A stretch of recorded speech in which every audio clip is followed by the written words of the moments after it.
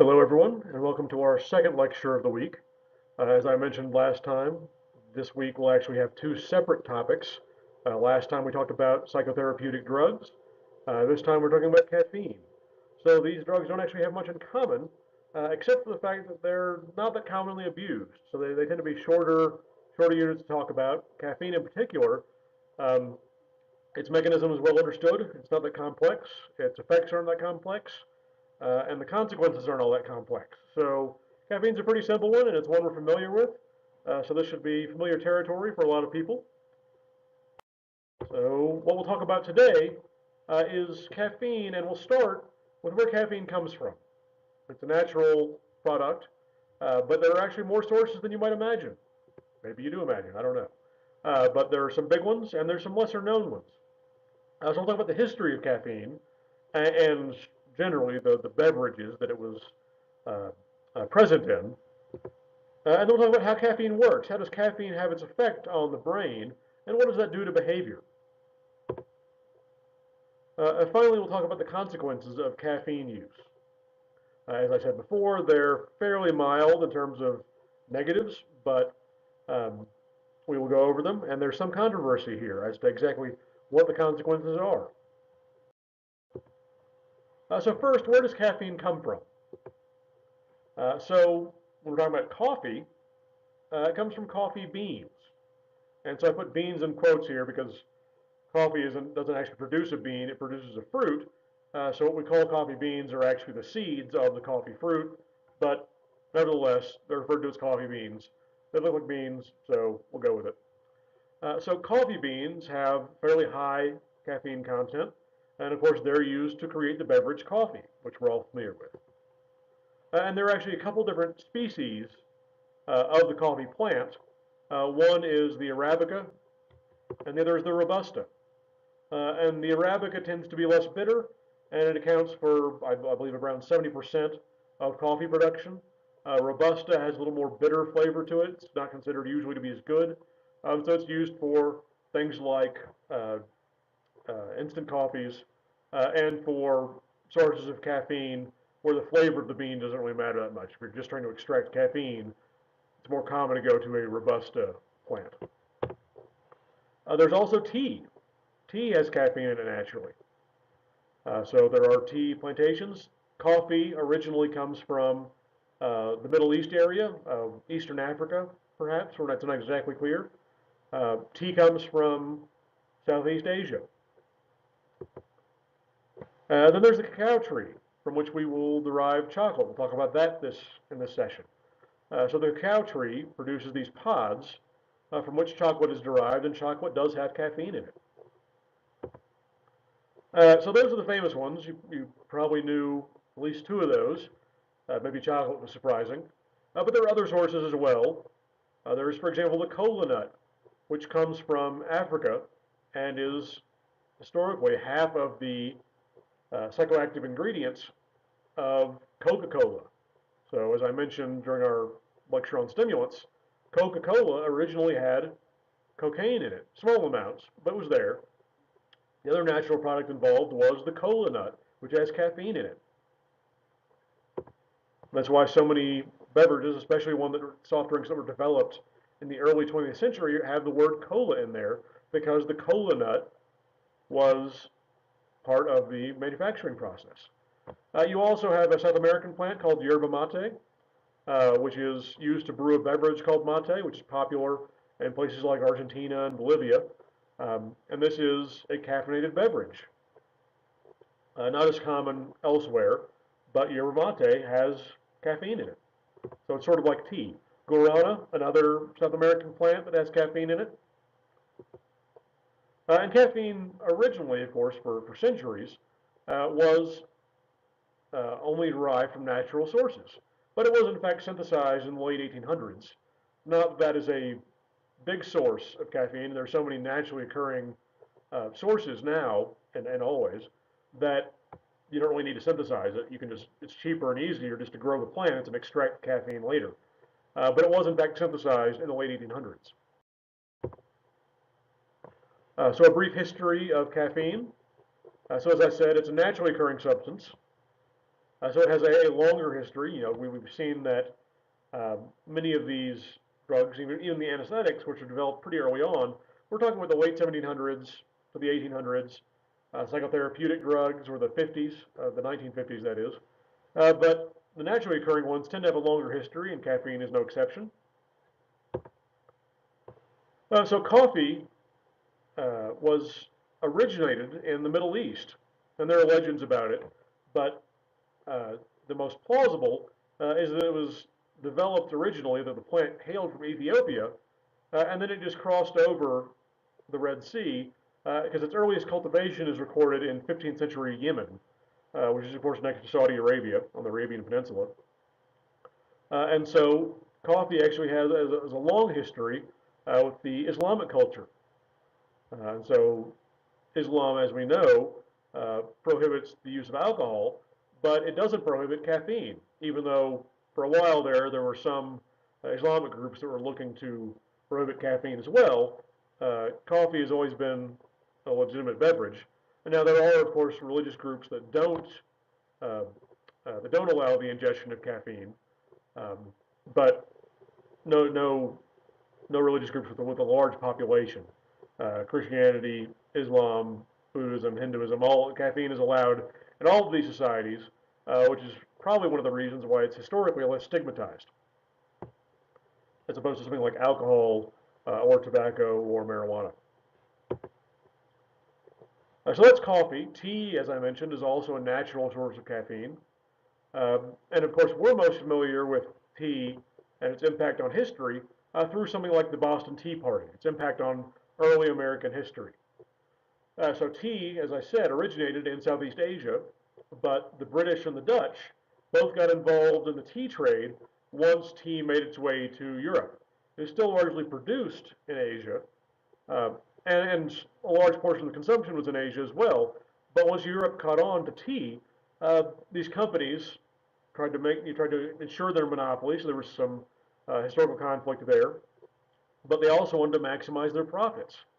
This is something we've seen before with something like the Opium War. So the Opium War, we had a British company trying to force imports of opium on the Chinese. Now here we have companies that are very interested in exporting tea from China and then selling it to Europe and then later on to America. And the reason the Boston Tea Party happened was because the British, looking to make a little extra money, had imposed a tax on tea, a new tax. And this is where we get the phrase taxation without representation, because the colonists were never asked to vote on this tax, it was just levied. And so, in protest, some colonists threw tea off one of the ships that was bringing it in. So that was the Boston Tea Party. It was a form of protest against this tax and effectively against using tea as this extra source of revenue for the British government.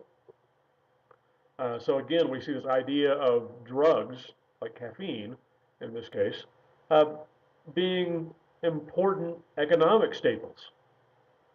This will come up again when we get to tobacco. Uh, Also, when we get to alcohol next week, alcohol is an important economic entity in addition to being a drug. Caffeine is the same way. And for chocolate, chocolate was originally developed and consumed heavily in Mesoamerica. And we're used to seeing chocolate in solid form, like chocolate bars and chocolate chips. But originally, it was just a beverage. In fact, it was said that one of the rulers of the Aztecs, Montezuma, consumed nothing but chocolate. I don't know what the contents of that beverage would have been at the time, so who knows how feasible that is. But it was the drink of royalty. It was sort of a luxury item, but it was very common. Um, and so chocolate was a very important part of Mesoamerican culture. So these are all sources of caffeine. How does caffeine work? So caffeine and molecules like it are members of what's called the xanthine group. This includes caffeine, which we see here on the right. Also theobromine, which is found more in chocolate than the others, and theophylline, which is actually more potent than caffeine. It just doesn't occur in large quantities. Again, it's more common in chocolate, for example. Um, but caffeine, theobromine, theophylline are all xanthines. So they all have similar effects. And what that effect is these things are antagonists at adenosine receptors. So adenosine is not a neurotransmitter we've talked about so far, and we won't really go into it. But what it turns out adenosine does is adenosine has an inhibitory effect on other neurotransmitter systems, and you get a sedative effect. So when adenosine neurotransmitters are in the synapse, then what happens is those postsynaptic neurons inhibit other nearby neurons. So there's a lot of adenosine going in the synapse. Then you have sedation, sort of like the depressants. So just like we have GABA, remember the depressants are usually GABA agonists. So GABA, of course, inhibits the postsynaptic neuron, so you get overall decrease in the excitability of the nervous system. With adenosine, you see a similar phenomenon. When adenosine latches onto receptors on the postsynaptic neuron, you see that same decrease, which is why adenosine and the depressants have a similar effect, a sedative effect. So what caffeine does, and the xanthines in general, is they inhibit those adenosine receptors. They are adenosine antagonists. So in effect, they inhibit the inhibitors, which is a theme we've seen before. When we talk about cocaine, cocaine is a reuptake inhibitor. So what happens? If you inhibit reuptake, you end up with more activity of that neurotransmitter in the synapse. So you're inhibiting an inhibitor. So you get an overall excitatory effect. Same thing with caffeine. So if caffeine inhibits these adenosine receptors, then that sedative effect is no longer present, and you get overall excitation. You get a stimulant. It has other effects as well. In the brain, caffeine acts as a vasoconstrictor, which means it makes those blood vessels tighten up. It reduces their diameter, so it constricts them. Everywhere else, caffeine acts as a vasodilator, which means those blood vessels get bigger. Why it has that effect isn't entirely clear. Why it's different between the brain and the body. Seems to be about the interplay between the neurotransmitters. But regardless, as we'll see, the fact that it's a vasoconstrictor in the brain means it has an important medical application. As a side note, it's also effective as a pesticide, and that's the reason it's thought that so many plants contain caffeine, is because if an insect eats part of the plant and the plant has caffeine in it, then it actually kills the insects, and so it's its own natural pesticide. It also can be aversive to herbivores, to animals that are eating the plant. It's usually not lethal, like it is for insects, but it can still be aversive, and so it deters herbivores from eating the plant. So it's just a way for the plant to protect itself. So we talked about the history of caffeine. What is the current pattern of usage? Well, obviously we have things like coffee, which is a very commonly consumed beverage now more than ever. It's a multi-billion-dollar industry. You still have tea, and with the exception of things like herbal teas, tea is naturally caffeinated. You can decaffeinate it just like you can decaffeinate coffee, which is just a chemical process that extracts the caffeine. But naturally, tea is a caffeinated beverage. And as I've already said, you have chocolate. Chocolate doesn't have very high levels of caffeine. In fact, here in your textbook, you have a table showing you the amount of caffeine in each substance per serving. And coffee actually has the highest caffeine dose. Maybe that's surprising, maybe it's not. Chocolate has the lowest, tea is somewhere in the middle. And of course, recently, in the last 100 years, and for energy drinks in the last, 20 years, things like soft drinks, or sodas if you call them that, have caffeine as well. So again, not as much caffeine as a cup of coffee does, usually not even as much caffeine as a cup of tea does, more than a chocolate bar does. But you also have these energy drinks, things like Red Bull, or way back when, Jolt Cola. which are actually marketed because of their caffeine content. But it turns out they actually don't have as much caffeine as a cup of coffee either.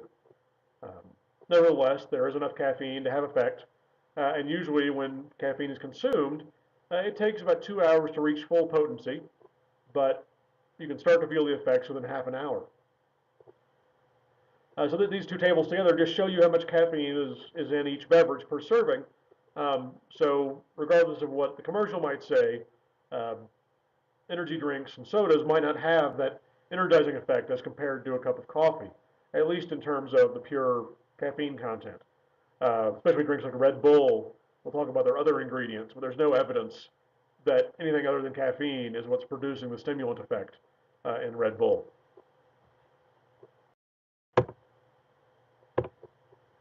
But it's not just beverages which are consumed recreationally. There are also medical uses or pharmaceutical uses of caffeine. One of the earliest and the most obvious are pills that are intended to increase alertness. So things like no-dose or Vivarin, these are just caffeine pills. And so these are stimulants that can be taken to increase alertness if someone's starting to feel drowsy, especially if you need to study or something. When I was in college, no-dose was popular with some people because they would cram the night before an exam.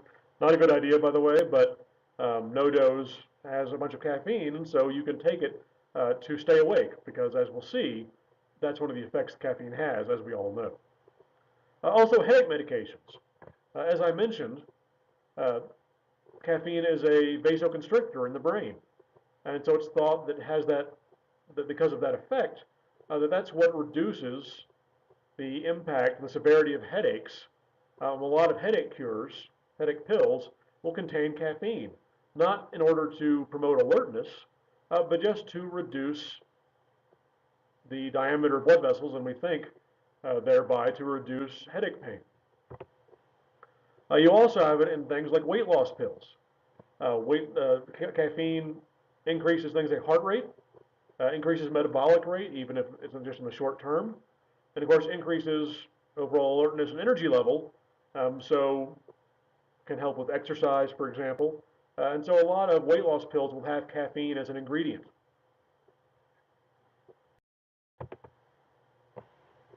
Okay, so what are the consequences of caffeine use? Well, there are acute effects, and we're familiar with these, things like wakefulness. One thing to keep in mind, though, is that caffeine can keep you awake, but not unlike methamphetamine, they don't necessarily make you perform better. So it'll keep you awake, um, but especially in complex tasks, and depending on the dosage, that you don't necessarily perform better as compared to not taking caffeine. Now, if you're a regular caffeine user, um, or if you're drowsy because you've been up for a while, then obviously caffeine will make you perform better just by virtue of being awake. But it doesn't make you smarter. It's not that caffeine intake increases your intelligence, as has sometimes been stated. Of course, there's autonomic arousal, heart rate goes up, respiration rate goes up, metabolic rate goes up. But in sufficient doses, and especially for people who aren't regular caffeine users, you can also have an increased anxiety. And so this can deter a lot of people from taking caffeine or from drinking caffeinated beverages because anxiety is an aversive side effect. And so that's sort of a negative of caffeine use, especially if you're taking more caffeine than you're accustomed to. Now, chronic use, uh, we're in a more vague territory in terms of what the results are, what the consequences are from chronic use of caffeine. There is certainly evidence that you can develop a mild sort of dependence. And here, if you are used to regular caffeine consumption, if you suddenly stop taking caffeine, this can result in things like drowsiness, so low energy in general, and also headaches. Uh, so as soon as you take caffeine again, that headache tends to go away. But it's not just, when we talk about caffeine being used in headache cures, in headache medicine, it's not just for people who are suffering from caffeine withdrawal. Even in people who don't regularly drink caffeine, um, you still have an alleviation of symptoms with those headache pills. So it's not just that headaches are alleviated in people that are suffering caffeine headaches. Caffeine seems to be a general treatment for headache. Um, but in any event, you can develop mild dependence. I remember when I was a graduate student that about half the people in my lab drank coffee every day in fairly large quantities. And our administrator inadvertently ordered decaffeinated coffee and basically switched everyone to decaf without anyone knowing. And the next day, you could see the people who were used to caffeine because they were really low energy. Half of them went home halfway through the day because they just couldn't get anything done. They all thought they were coming down with something.